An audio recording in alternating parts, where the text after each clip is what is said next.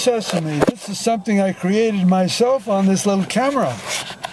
I'll show you. I can close it too. It's basically a curtain. Isn't that cute? Okay, I'm back again. And this is a story, well, it's a little thing about, it was Halloween. And everybody was, this going back to, maybe 1939, something like that, 38. Or was it soon? Wait about 23, 33. No, more like 1936. The year that I found out that there was going to be a New York World's Fair in 1939. I waited 3 years. Wow, it was a long wait.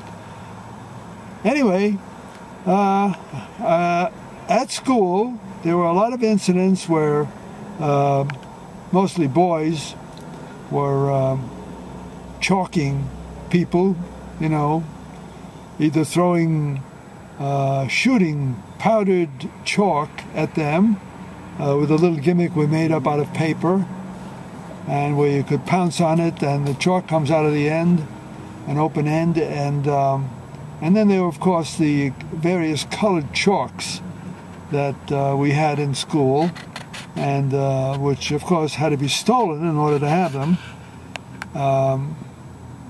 Of course, well, nobody was a thief, but, you know, you took them. And I was pretty good at avoiding getting marked. I don't know whether it was because I was so alert about people around me, which I still have the habit, you know, that I can see you looking at me. Okay. And there's nobody behind me now.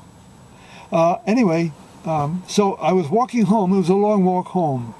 And I was by myself. And I had taken, for self-defense purposes only, a brand new 4-inch piece of white chalk. And I had it in my pocket. And I was, you know, holding my books in the other hand. And it was quite a long walk. It was probably, maybe 15 blocks for sure.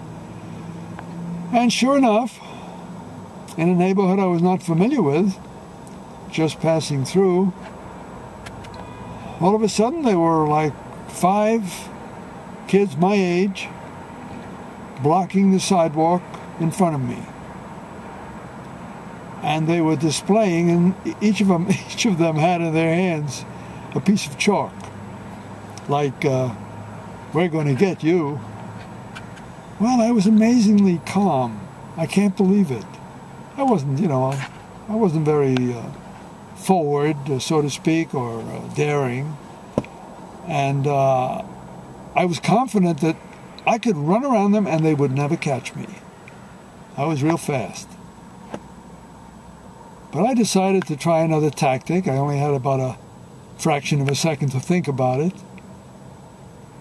I put myself into a very confident stance, and I took out of my pocket with my left hand that 4-inch chalk, and I was determined to show the full length of it, as if that could scare anybody.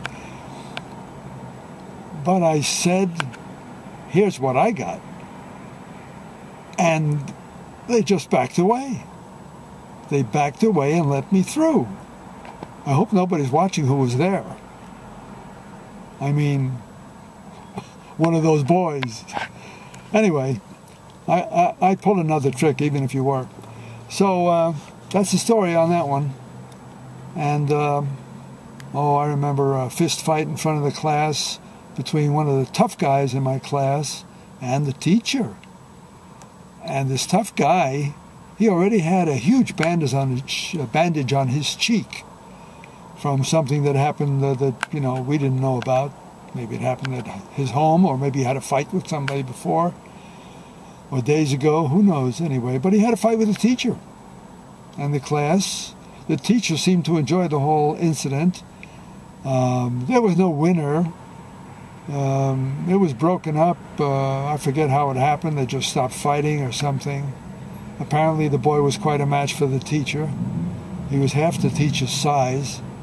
And he was probably, at that time, he was probably about 14. The teacher didn't look like any physical specimen, but he looked pretty normal. And that was the end of that. I can't remember the boy's name. I was sure he'd be destined to be a gangster, but I could be wrong. He might have turned out to be a professor or a doctor. I'm not sure this is taking well until I see it myself.